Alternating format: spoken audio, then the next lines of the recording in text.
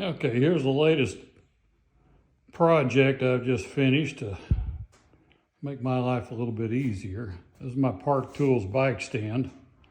It's clamped onto the seat post. I just got through installing this little cheap-ass Harbor Freight hoist. It's rated for, I think, 220 pounds a single line, 440 with a double line. But the only thing that's ever going to be lifting is my bicycle, which is 80-something pounds without the batteries.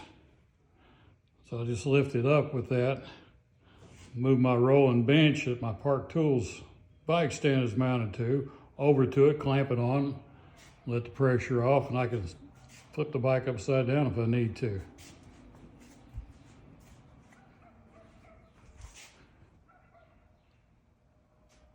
But that is it.